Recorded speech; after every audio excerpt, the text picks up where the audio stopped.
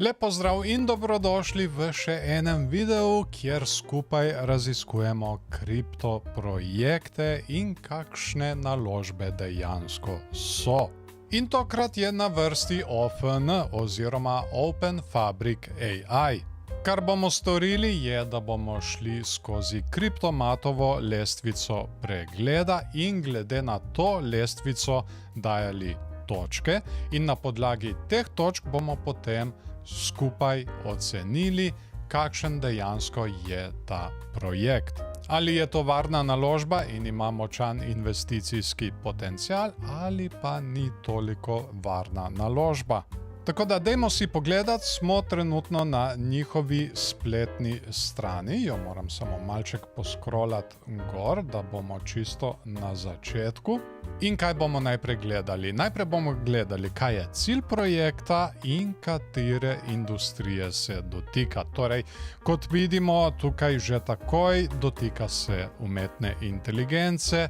Če malček bolj specificiramo o gradnji decentraliziranih aplikacij na podlagi umetne inteligence.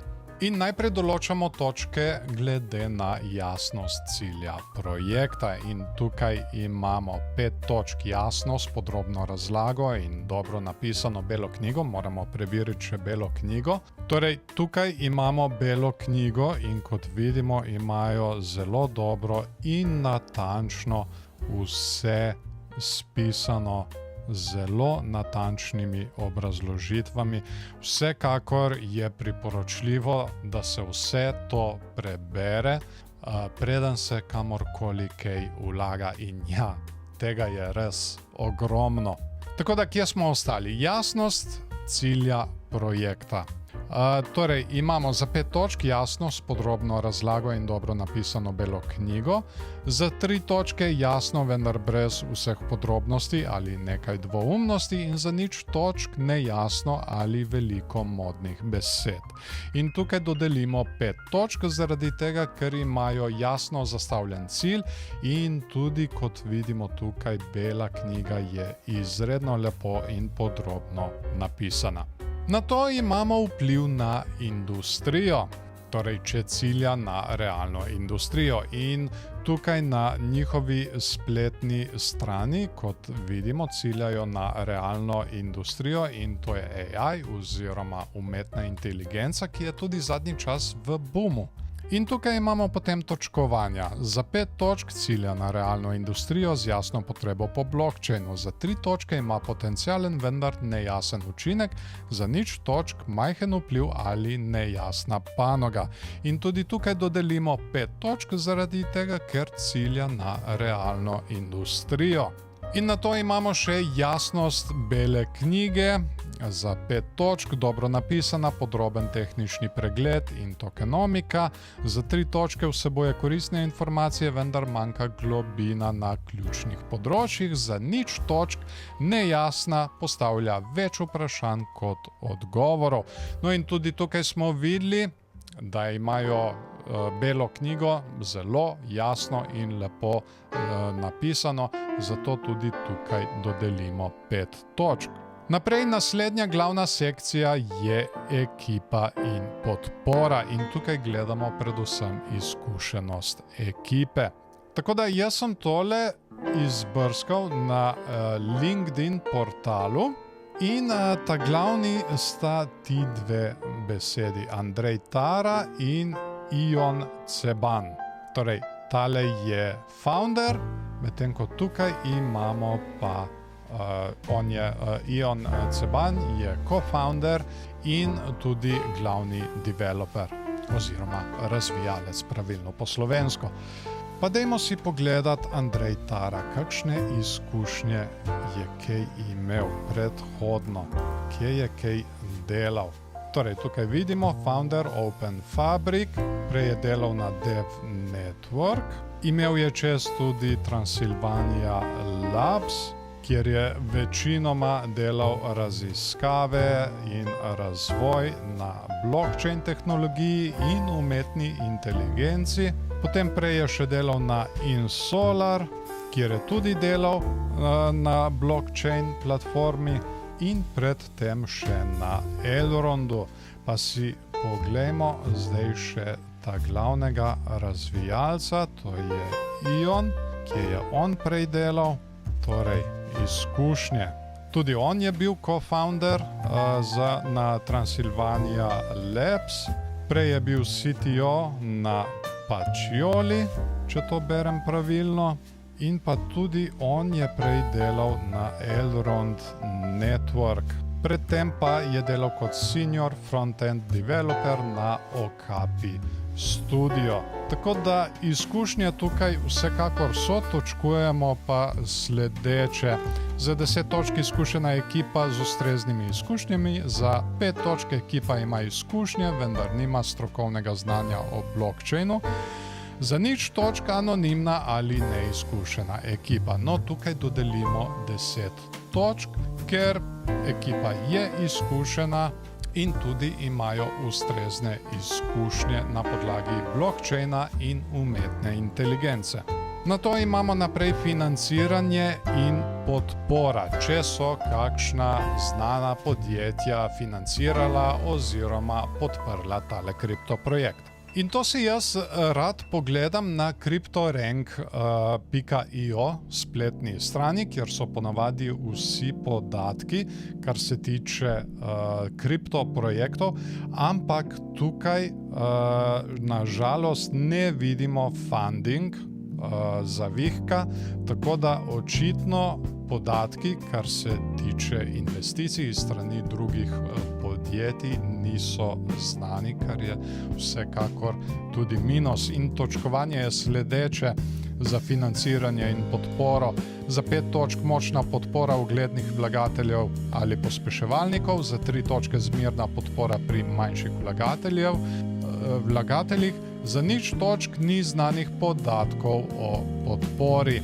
In tukaj nažalost moramo dati 0 točk zaradi tega, ker ni znanih podatkov o podpori. Naprej naslednja glavna sekcija je blockchain in žeton. Zakaj uporabljati blockchain, kakšna je vloga žetona. In tukaj lahko že vnaprej povemo, da uporaba blockchaina je definitivno del rešitve in dobro utemeljena. In tudi za žeton je jasen mehanizem. Točkovanje je sledeče za uporabo blockchaina. Za 5 točk blockchain je sestavni del rešitve in dobro utemeljen. Za 3 točke uporaba blockchaina je nejasna ali se zdi vsiljena. Za 0 točk ni jasnega razloga za uporabo blockchaina. No in tukaj dodelimo 5 točk, ker je sestavni del rešitve. Za uporabnost žetona za 5 točk jasen mehanizem zajemanja vrednosti za žeton, za 3 točke nekaj uporabnosti, vendar ni jasno razloženo, za 0 točk ni prave uporabnosti za žeton. No in tudi tukaj dodelimo 5 točk, ker je jasen mehanizem. Naprej imamo glavno sekcijo napredek in cilji, če je ekipa dosegala svoje cilje. Zdaj, kar sem jaz tukaj našel, je tale spletna stran coindar.org, kjer očitno spremljajo vse glavne evente kriptoprojektov. Ampak tukaj sem večinoma našel, katerih eventov se udeležujejo v Open Fabric. Bolj malček je tako osvežitev, kaj se dejansko dogaja na samem projektu. Poleg tega tudi ta zadnja objava tukaj je stara 6 mesecev, kar je malček takole. Tako da tukaj napredek in cilji ocenjujemo sledeče. Za 5 točk dosleden napredek z doseženimi mejniki in komunikacijo. Za 3 točke nekatere zamude ali praznine v komunikaciji. Za 0 točk večje zamude ali pomanjkanje komunikacije. In tukaj moramo dodeliti 3 točke, zaradi tega, ker so nekatere zamude ali pa praznine v komunikaciji. In naprej naslednja glavna sekcija je tehnična analiza, kakšna je cena in moč trenda, volumen in likvidnost in kaj kažejo tehnični indikatorji. Pa pojdimo si pogledati kar tukaj na CryptoRank. Imajo tudi lepo graf iz TradingView. To je dnevni graf napram dolarju. In kot vidimo, je to seveda relativno oziroma zelo mlad projekt. Tukaj smo kar precej zrasli. Na koliko smo tole zrasli največ? Na malček čez 90 centov. In potem smo kar precej padli in zdaj se vrtimo na tam nekje okoli 10 centih. Zdaj ta zadnja rast je malček pod vprašajem. To pa zato, ker smo bili že kar takoj prekupljani tukaj, kar se tiče na RSI. Tako da bo treba malček pogledati, kaj bo iz tega. Pomembna je očitno tudi tale meja na 18 centih, od katere smo bili trenutno zavrnjeni, no to mejo je treba prebiti, če se želi videti nadaljevanje rasti. Na spodnji strani pa imamo seveda tole zelo pomembno mejo na nekje 8 centih, ki je nikakor ne smemo izgubiti. Samo malček, da preverim. Torej 8 centov, če imamo še kakšno nižjo mejo. Ne, ni neke nižje meje. Če izgubimo tole mejo, smo potem v odkrivanju cene navzdol. Tako da je treba na to mejo kar precej paziti. Pa dajmo zdaj oceniti. Torej cena in moč trenda.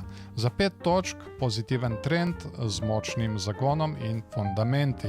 Za 3 točke mešani oziroma neutralen trend. Za 0 točk šibek ali negativen trend. In tukaj lahko rečemo, da so kar mešani signali, tako da je tukaj mešani oziroma neutralen trend. Naslednje imamo volumen in likvidnost.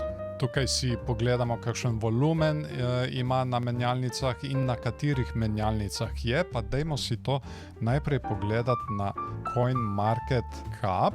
Tako, pojdimo tukaj dol in vidimo, da ni na precej menjalnicah, edina morda taka večja bi bila Maxi, KuCoin.